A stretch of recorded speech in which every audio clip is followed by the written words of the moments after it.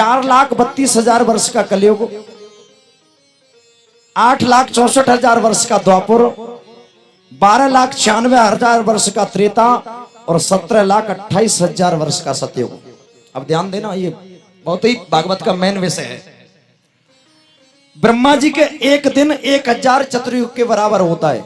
एक दिन 1,000 चतुर्युग के बराबर, ध्यान दो। और उतने ही समय रात और दिन होते हैं, उतने समय।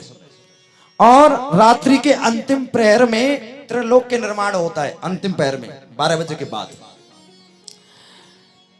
दिन भर में 14 मनु राज्य करते हैं। एक दिन में 14 मनु राज्य करते हैं। और ध्यान दो, अब एक मनु 71 युग तक राज्य करता है। दिन में 14 और एक मनु 71 युग तक राज्य करता है। ध्यान देना, बहुत गहरा विषय है। इधर प्रत्येक मनवंतर में इंद्र और सप्तऋषि राज्य करते हैं। एक लोकपाल राज्य करता है। ये भगवान के अंदर की व्यवस्था है। ब्रह्मा जी की आदि आयु को परार्ध कहते हैं। एक परार्ध खत्म हो गया और दूसरा परार्ध चल रहा है। संकल्प में बोलते हैं ना, जम्बूद्वीपे भरत खंडे आर्यावत अंतर्गते। आहा, इसके बाद में इस समय 12 कल्प चल रहा है। इसी के आरंभ में वरा ने अवतार लिया, हिरण्याक्ष का वध किया। ब्रह्मा जी के एक दिन में 14 इंद्र राज्य करते हैं और 14 मनु राज्य करते हैं। ये मैंने गणित की लीला बताई। सुखदेव जी बोले गणित की लीलाओं से भगवान को कभी नापा नहीं जा सकता। ये मैंने सूक्ष्म बात भगवान की बताई।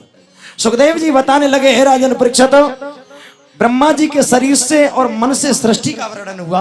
वो कैसे? सुखदेव जी राजा परीक्षित को बताने लगे। ब्रह्मा के मन से सनक, सनंदन और सनातन और सनत कुमार मन से।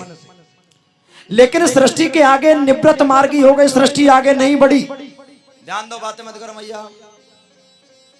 जब सृष्टि आगे नहीं बढ़ी तो भगवान को क्रोध आ गया। ध्यान दो, इनसे जब सृष्टि नहीं बढ़ी तो भगवान को क्रोध आया, जिससे नील रोहित रुद्र पैदा हुआ। नील लोहित रुद्र, 11 रुद्र और 11 स्त्रियां।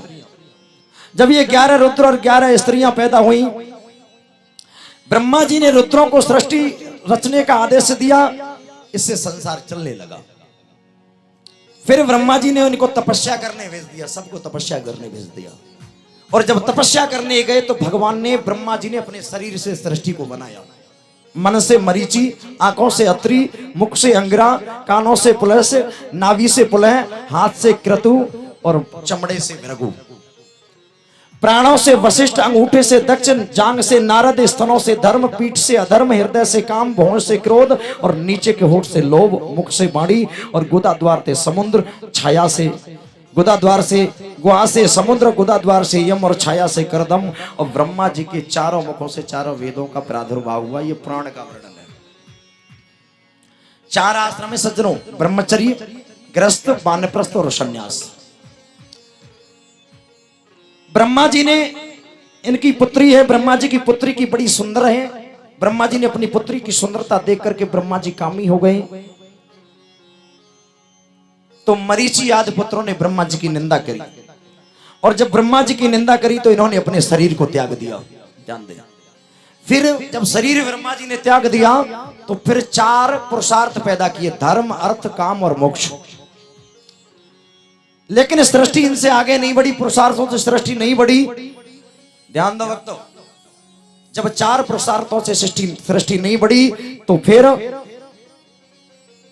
भगवान ने आमा शक्ति शरीर धारण किया। ध्यान दो, आमा शक्ति शरीर कौन सा होता है? भगवान ने आमा शक्ति शरीर धारण किया, जिसके 2 भाग हुए। पहला भाग हुआ स्वयंभू मनु और दूसरा भाग हुआ शतरूपा। मनु और शतरूपा 2 भाग हुए, स्वयंभू मनु और शतरूपा। इनकी 3 कन्याएं पैदा हुई, आकुति, देवहूति और प्रसूति। और 2 पुत्र पैदा हुए, उत्तानपाद और प्रियव्रत। मनु शत्रुपा के 3 कन्याएं। अच्छा एक बात बताओ, कल मैं कह रहा था ना, लड़का पैदा हो जाए तो अम्मा की अम्मा मर जाए, लड़की पैदा हो और लड़का पैदा हो तो सबसे ज्यादा खुशी मम्मी को हो ना हो, बूढ़ी अम्मा को जरूर होती है। कहा भयो, नाती भयो।